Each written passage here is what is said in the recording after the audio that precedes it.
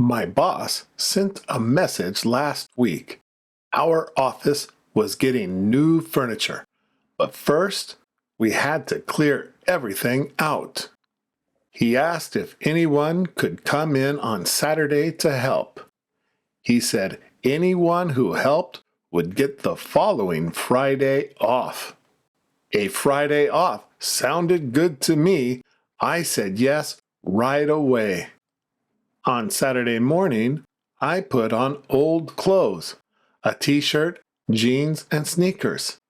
I knew it would be hard work. I was glad I dressed for it. When I arrived, my boss was already there. He was wearing old clothes too. That surprised me a little. We started with the desks. They were heavy. It took 2 people to carry each one out into the hallway.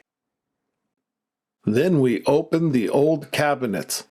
Some of them had papers from years ago. Nobody remembered putting them there.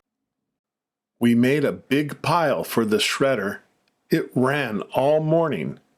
Someone said it was working harder than any of us.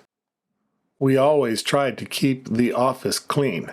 We wiped the desk and swept the floors every week, but some things were too big to move for daily cleaning.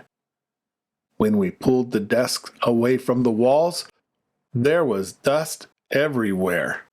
Behind the shelves, too. It had been hiding there for a long time. We cleaned everything, the floors, the walls, the corners. Someone even took the office plants outside and washed them. At lunchtime, my boss ordered pizza. There were no chairs, so we sat on the floor. It was a little funny. Everyone was tired, but in a good mood. I looked around. My boss was sitting on the floor with us eating pizza. He had been carrying desks and shredding papers all morning, just like the rest of us.